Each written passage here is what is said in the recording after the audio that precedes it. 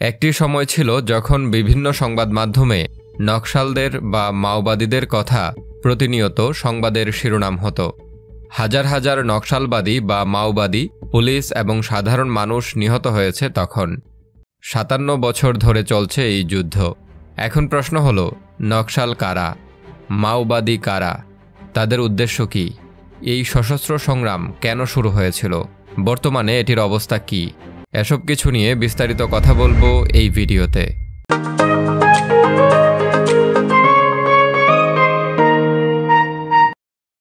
প্রথমেই সংশ্লিষ্ট মানচিত্রগুলো দেখে নেব। সারা বিশ্বের মানচিত্রে এটি হলো ভারত, এটি হলো পাকিস্তান, আর এখানে চীনকে দেখতে পাচ্ছেন, এখানে বাংলাদেশকে দেখতে পাচ্ছেন, আর এটি হলো ভারতের পশ্চিমবঙ্গ রাজ্য। পশ্চিমবঙ্গ রাজ্যের শিলিগুড়ি সাব ডিভিশনের দার্জিলিং জেলার একটি গ্রাম হল নকশালবাড়ি। এই গ্রামটি ভারতের শিলিগুড়ি করিডোর বা চিকেন নেকের একদম কাছে অবস্থিত। শিলিগুড়ি করিডোর বা চিকেন নেক এবং 7 সিস্টার্স নিয়ে বিস্তারিত ভিডিও আছে, সেগুলো দেখে নিন। প্রথম প্রশ্ন হল, নকশাল বা মাওবাদী কারা? নকশাল বলতে সাধারণত নকশাল আন্দোলনের সাথে যুক্ত ব্যক্তিদের বোঝায়। এই আন্দোলনটি 1967 সালে পশ্চিমবঙ্গের নকশালবাড়ি গ্রামে শুরু হয়েছিল। নকশাল হচ্ছে এই আন্দোলনের স্থানিক নাম, অর্থাৎ নকশালবাড়ি নামক স্থানে এই আন্দোলন শুরু হওয়ায় এদেরকে নকশাল বলা হয়। আর মাওবাদী হচ্ছে আদর্শিক নাম। এরা চীনের কমিউনিস্ট নেতা মাও সেতুং বা মাও জেদংয়ের বিপ্লবী চেতনায় অনুপ্রাণিত। এ কারণে এদেরকে মাওবাদী বা মাও সেতুংয়ের অনুসারী বলা হয়। এখন প্রশ্ন হলো, এই নকশাল আন্দোলন বা মাওবাদী আন্দোলন কেন শুরু হয়েছিল? ভারতে কমিউনিস্ট পার্টি অফ ইন্ডিয়া প্রতিষ্ঠিত হয় 26 ডিসেম্বর 1925 সালে। এরপর 1964 সালে কমিউনিস্ট পার্টি অফ ইন্ডিয়া ভেঙে communist party of India Marxist, সংক্ষেপে CPIM গঠিত হয়।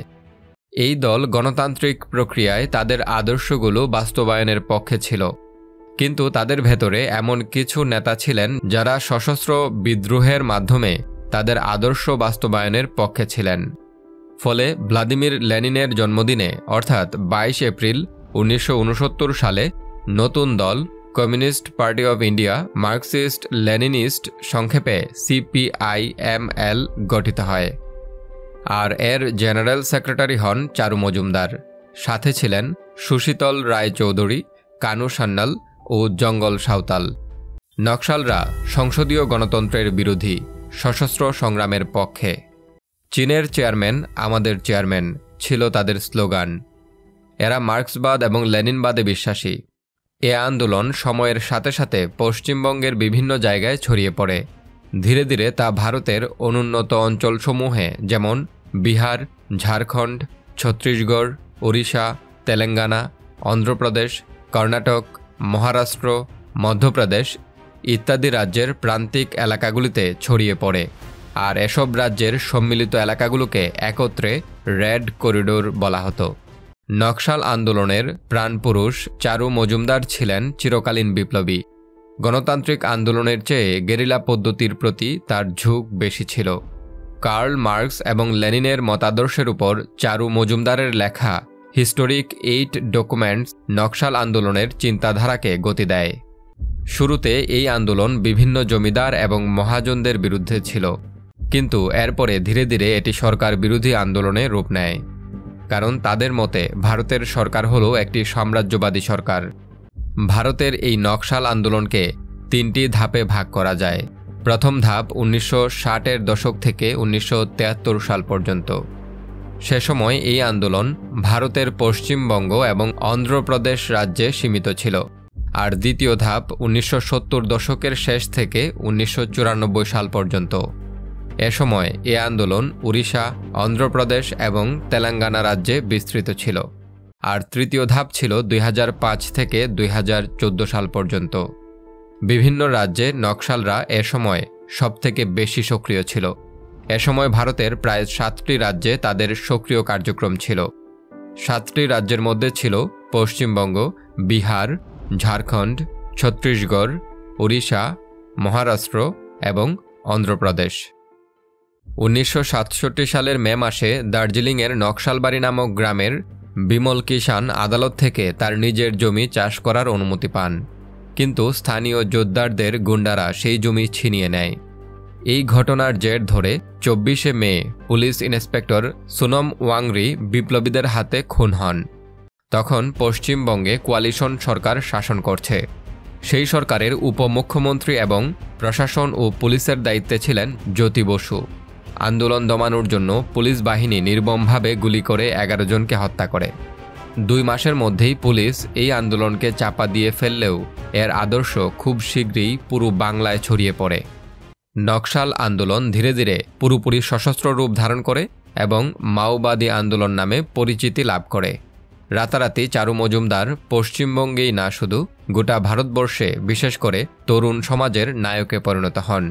গ্রাম বাংলার খেটে খাওয়া মানুষ এই আন্দোলনকে তাদের দুর্দশাগ্রস্ত জীবন থেকে উদ্ধার পাওয়ার একমাত্র পথ হিসেবে দেখতে শুরু করে। বিপ্লবীদের নীতি ছিল জমির মালিকানা তথাকথিত মালিক পক্ষ থেকে কেড়ে নিয়ে সেখানে চাষিদের পুনর্বাসন করা এবং পুলিশ বা প্রশাসন মালিকদের পক্ষ নিলে তাদেরকেও সশস্ত্র হামলা করা। বাংলার বেশ কিছু জায়গা নকশালদের পুরোপুরি নিয়ন্ত্রণে চলে যায়। সবচেয়ে বেশি অংশগ্রহণ করে উপজাতি সম্প্রদায়, বিশেষ করে সাঁওতালরা, যারা বছরের পর বছর যাবৎ শুধু নিগৃহীতই হয়েছে। ছাত্র এবং কৃষকদের সমন্বয়ে গঠিত বিপ্লবী দল ধনিক শ্রেণীর মূর্তিমান আতঙ্কে পরিণত হয়। তখন পশ্চিমবঙ্গ সরকারও স্থিতিশীল ছিল না। কয়েকবার সরকার গঠিত হয়েছে, আবার ভেঙে গিয়েছে। পরে প্রেসিডেন্ট রুল কার্যকর হয়েছে। পরিস্থিতি ভয়াবহ আকার ধারণ করলে কেন্দ্রের সরকার যে কোনো উপায়ে নকশালদের দমন নীতি গ্রহণ করে। হাজার হাজার বিপ্লবীকে কোনোরকম বিচার ছাড়াই পুলিশ সরাসরি গুলি করে বা থানায় এনে নির্মম অত্যাচার করে হত্যা করে। 1970 সালে শীর্ষ নেতা কানু সান্যাল পুলিশের হাতে ধরা পড়েন। গোটা 71 জুড়ে চলতে থাকে এই দমন। সরকার চারু মজুমদার ছাড়া প্রায় সব নেতাকে গ্রেফতার বা হত্যা করতে সক্ষম হয়। নেতা ও কর্মী দুই দিকেই এত বেশি ক্ষতিসাধন হয় যে চারু মজুমদারের একার পক্ষে আর এই আন্দোলন চালানো সম্ভব হচ্ছিল না। যেসব বিপ্লবী তখনও ধরা পড়েননি তারাও পুলিশের ভয়ে গা ঢাকা দেওয়া শুরু করেন। প্রশাসনের এই দমন ছাড়াও পার্টির ভেতরকার কুন্দল মাথা চারা দিয়ে ওঠে। এই বিভক্তি সরকারকে নকশাল দমনে সাহায্য করে এবং মোটামুটি 1972 সালের মধ্যে আন্দোলন স্থিমিত হয়ে যায়। অবশেষে চারু মজুমদার 1972 সালের 16 জুলাই তার সহকর্মী দীপক বিশ্বাসের বিশ্বাসঘাতকতার কারণে ধরা পড়েন। 12 দিনের প্রচণ্ড পুলিশি নির্যাতনের পর জুলাইয়ের 28 তারিখে তার মৃত্যু হয়। তার মৃত্যুর সাথে সাথে আন্দোলনের কেন্দ্রীয় নেতৃত্বের পতন ঘটে। এরপর বিভিন্ন জায়গায় ছোটখাটো কিছু গ্রুপ তাদের আন্দোলন চালানোর চেষ্টা করেও সফলতা পায়নি। 70-এর দশকের শেষ ভাগে নকশাল আন্দোলন স্থিমিত হয়ে পড়ে।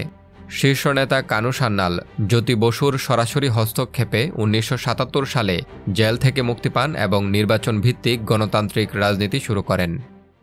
এখন প্রশ্ন হলো, নকশাল বা মাওবাদী আন্দোলন কেন ব্যর্থ হলো? এর পেছনে অনেকগুলো কারণ রয়েছে।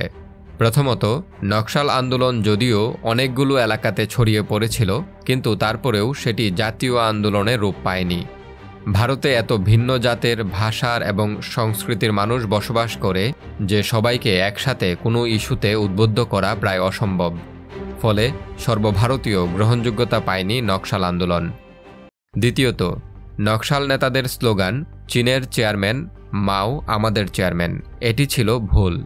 অন্য দেশের এক নেতা যার সাথে ভারতের জনগণের কোনো সম্পর্ক নেই তাকে চেয়ারম্যান মানতে লোকজন এমনিতেই রাজি হতো না। তাছাড়া হাজার হাজার প্রতিভাবান ছাত্রছাত্রী হুজুগে পড়ে নকশালে যোগ দিয়েছিল এই আন্দোলন সম্পর্কে ভালোভাবে না জেনেই। এছাড়াও সরকার মারাত্মকভাবে এদেরকে দমন করার চেষ্টা করেছে। 1960-এর দশকের শেষে ও 70-এর দশকের প্রথম দিকে পশ্চিমবাংলায় নকশাল আন্দোলনে অনেক বিশ্ববিদ্যালয়ের মেধাবী ছাত্র যোগ দেয়।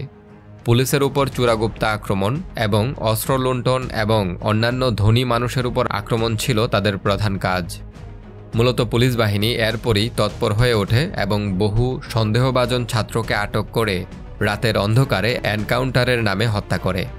কাশীপুর বরানগর এলাকায় 1971 সালের 12 এবং 13 আগস্ট 2 রাতে প্রায় 100 জনেরও বেশি যুবককে এনকাউন্টারে হত্যা করা হয়। এটি ছিল সম্ভবত শেষ বড় ঘটনা যা কলকাতার নকশাল আন্দোলনের মেরুদণ্ডকে মোক্ষম আঘাত করে। বাংলা ছাড়াও ভারতের আরও কিছু রাজ্যে মাওবাদীদের নিজস্ব ঘাঁটি ছিল, কিন্তু ভারতীয় বিভিন্ন সশস্ত্র বাহিনীর সমন্বিত সামরিক অভিযান মাওবাদী বিদ্রোহীদের ক্রমশ কুণ্ঠাসা করে তোলে, যা বর্তমানে স্থিমিত হয়ে পড়েছে। একই সাথে প্রশ্ন দাঁড়ায়, মাওবাদীদের কেন পুরোপুরি দমন করা যায়নি? একটি আদর্শকে আগ্নেয়াস্ত্র দিয়ে পুরোপুরি দমন করা যায় না। মাওবাদীদের এক নেতা কুবাদ গেন্ডি বহু বছর ছত্তিশগড় রাজ্যে কাজ করছেন। বিবিসি বাংলাকে 2008 সালে দেওয়া এক সাক্ষাৎকারে তিনি বলেন, ভারতের সমাজ এখনও আধা সামন্তবাদী, আধা উপনিবেশবাদী। প্রথমে আমাদের চাষিদের মাঝে জমি বিতরণ করতে হবে, কাজেই আমাদের লড়াই হচ্ছে জমি দখলের বিরুদ্ধে, গরিবদের শোষণের বিরুদ্ধে। তিনি আরও বলেন, আমাদের লক্ষ্য হচ্ছে সশস্ত্র সংগ্রামের মধ্য দিয়ে ভারতে একটি কমিউনিস্ট প্রজাতন্ত্র প্রতিষ্ঠা করা। অন্যদিকে ভারতের প্রতিবেশী দেশগুলোর সাথে তার সম্পর্ক ভালো নয়। পাশেই রয়েছে চিরশত্রু পাকিস্তান এবং চীন। তাদেরকে নিয়ে সামরিক বাহিনী ব্যস্ত থাকে। তাই মাওবাদী ও সেভেন সিস্টার্সের বিদ্রোহ দমনে ভারত মূলত পুলিশ এবং আধা সামরিক বাহিনীকে দায়িত্ব দেয়। তবে কয়েক বছর ধরে সেনাবাহিনী ও অন্যান্য বাহিনীর সমন্বয়ে মাওবাদী অধ্যুষিত জঙ্গলের ঘাঁটিগুলোতে সাঁড়াশি অভিযান চালানো হচ্ছে। 2006 সালে তৎকালীন প্রধানমন্ত্রী মাওবাদীদের দেশের অভ্যন্তরীণ নিরাপত্তার ক্ষেত্রে বৃহত্তম ঝুঁকি বলে অভিহিত করেন। 2021 সালের হিসাব অনুযায়ী এখনও ঝাড়খণ্ডের 16টি জেলা, ছত্তিশগড়ের 13টি, বিহারের 10টি, ওড়িশার 10টি, তেলেঙ্গানার 6টি, অন্ধ্রপ্রদেশের 5টি, কেরালার 3টি, মধ্যপ্রদেশের 3টি, মহারাষ্ট্রের 2টি এবং পশ্চিমবঙ্গের 1টি জেলায় মাওবাদী বিদ্রোহীরা এখনও তাদের কার্যক্রম চালাচ্ছে। এখন প্রশ্ন হলো, মাওবাদীরা অস্ত্র কার কাছ থেকে পায়? মাওবাদীদের ইতিহাস পর্যালোচনায় দেখা যায়, তারা প্রথম দিকে তীরধনুক, কাস্তে, দা, কুড়াল, চাকু, দেশি বন্দুক ইত্যাদি নিয়ে দেশের প্রত্যন্ত খনিজ অঞ্চলের আশেপাশের জেলার পুলিশের থানা, ক্যাম্প, পুলিশ পোস্ট লুট করতে থাকে। এসব অঞ্চলে ডেটোনেটর, যা খনিজ উত্তোলনের কাজে ব্যবহার করা হয়, মাওবাদীরা সেগুলো লুট করে নিয়ে গিয়ে সেগুলো দিয়ে এলইডি তৈরি করে বিস্ফোরণের কাজে ব্যবহার করে। তাছাড়া বিভিন্ন সময়ে বিভিন্ন মাওবাদীদের কাছ থেকে বেশ কিছু অত্যাধুনিক বিদেশি অস্ত্র, গোলাবারুদ পাওয়া গেছে। তারপর থেকে এটাও অনুমান করা হয় যে মাওবাদীদের সাথে বিদেশি কিছু রাষ্ট্রের প্রত্যক্ষ সংযোগ রয়েছে। 1967 সালে যখন প্রথমে এই আন্দোলন শুরু হয়, তখন চীনের বিভিন্ন পত্রিকায় বিষয়টিকে হাইলাইট করেছে। তো এই ভিডিও নিয়ে আপনাদের মন্তব্য কমেন্ট বক্সে জানাতে পারেন। চ্যানেলটি সাবস্ক্রাইব করুন। ধন্যবাদ।